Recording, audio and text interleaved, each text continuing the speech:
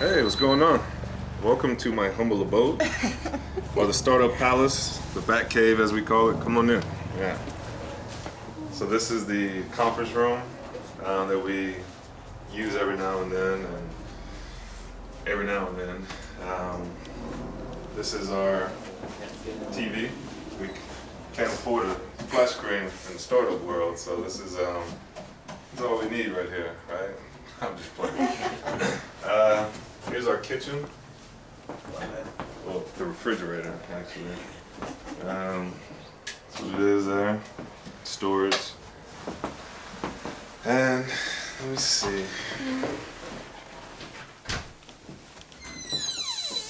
I guess this is really our kitchen right here.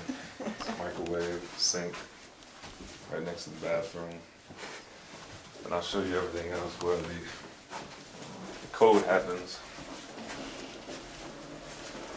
That's Ben. Ben's in his world right now. Ben's our chief brain, CTO. Here's all the thought process that goes out. Before we make it into code, we have to write it out and make sure it makes sense. There's a lot of math that's involved with it. Our chief creative guy, Brad, is not here, but he's involved in a lot of this too. Here's my messy desk right here. I got a lot going on.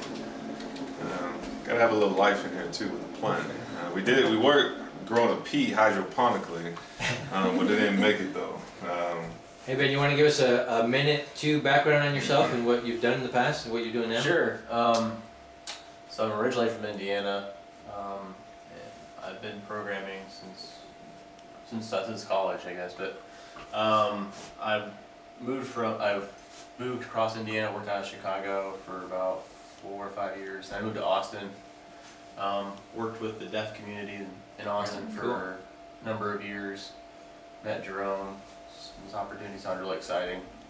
Just because what I used to do in Chicago, I used to work for a lot of brands, doing game prizes and stuff like that. So I know there's lots of people out there who want to get rewarded by brands and do stuff for brands. So this sounds like a really cool platform. To me, it sounds like a really cool platform. So I jumped in on it. It's just kind of neat. So you saw the branding side of it, and then obviously you're the more technical, the coding, all that good stuff in the back. Good. So far so good, right? It's working now? Yeah, so We're far so good. Yeah.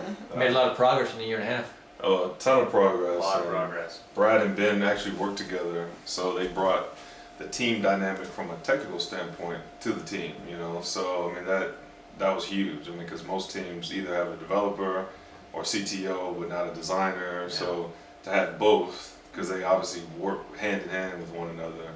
I mean, I definitely lucked out in regards to that. So what's Fluencr going to look like next summer, a year from now?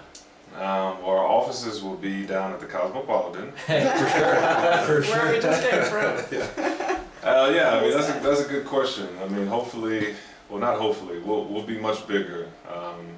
And I think the biggest and the most exciting thing is a lot of the potential that we have now that's frustrating to look at, but not have the time to necessarily maximize right now, the time or manpower. We'll be able to maximize it at that point. So that's the most exciting thing for us, and the thing that we're working towards every day is really maximizing the potential of the technology that these guys built. Yeah. So what's the end game?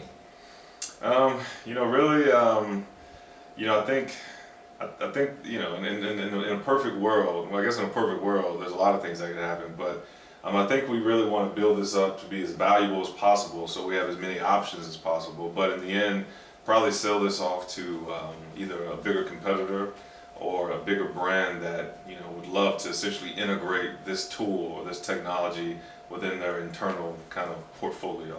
So I don't see, maybe I don't know, but so I don't see very many direct competitors. I mean, there are other companies that are doing similar things, but they're focused on something else almost. Sure.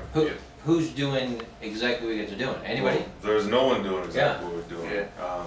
Which is kind of one of those things, is like, really? But really, yeah, there's no one doing brand tagging. There's ways you can alert a brand or try to talk to a brand on other platforms, but one, there's not any real transparency into the brand knowing who you are, And two, it's just one platform too. We go across all platforms, but more importantly, the impact, the ability for me to talk to a brand, to show off to a brand, and the brand not only see what I'm showing off in public and private feeds, but also to see the impact that I generated from what I just posted around this brand. I mean, a lot of other things too, but long story short, I mean, we're kind of alone in this space, which is a great thing, but sometimes, you know, it's hard to be the first because you have to explain what you are to people who sometimes don't have the vision of where you guys are yet. Sometimes it's hard to explain, to get people to see vision sometimes, you know, when they're so used to status quo. So, but that's a good problem to have though, and a problem that we welcome, you know. So other than getting the word out there and helping people understand what you're doing, what's your biggest headache? What's your biggest roadblock right now? You know, just capital, right? I mean, for a startup, you know, having enough capital is always the issue. And, you know, so that's, you know, I don't think we're unique in that. It's just, you know, raising enough capital quick enough to scale the product fast enough to meet the demands of the market. And so far, you know, we've been following you guys ever since we met you. It seems like you haven't had a hard time getting in front of the right people for capital or for just different strategy meetings and people that can help you get to the next level. So like people are welcoming you guys in with open arms almost. To a certain degree, I mean, the capital part, that's not necessarily not so much. I mean, because it takes a certain person to really understand the vision. And I know that sounds weird because most normal people get it because they're the ones probably using it, tagging it, talking about a brand. But when you talk to investors about what we're doing, you know, the very nature of an investor is to mentally put you in a bucket of something else. Yeah. So to them, they don't see this as unique. They see this as just another version of this. When in reality, no, we're not another version of that because this, and this is what makes us different. But to some investors, you know, that's not enough for them, you know, because either they've been jaded in the past by old investments or they're either turned off by a certain market segment that they, you know, hadn't done well. So it's a constant uphill battle to say, no, we're very unique and here's why we're unique and here's why we'd be valuable to brands. The crazy thing though is brands get it though. It's like, listen, investor, the people who are paying me get it. Why don't you get it? Type thing, you know? So yeah, but you know, like I said, I mean, that's not unique to us. I mean, every unique startup has to deal with that, and it's just our turn to deal with it now. Yeah. Almost last question. Your background in the NFL. Mm-hmm. You gonna approach them? Have you approached them? What do you see any partnerships there? Well, yeah, I mean the NFLPA specifically, the NFL Players Association, which I'm still a part of. I think they may be interested in doing some profile stuff. That's great. And kind of what are they doing after the game now type stuff. That is awesome. So, reaching out to the Ravens and the Colts, but you know the problem with a lot of them, in a weird way, they're kind of too big. You know, sometimes it takes too much to get something new implemented. You know, you got to go through the small person, and by the time it gets to the big person, you know, they're on to a new initiative, and then you kind of start all over again. You know, so. You know, so we'll see what happens. You know, I mean, they're always going to be there, and I'll always try. So, you know, we'll just see how long it's going to take.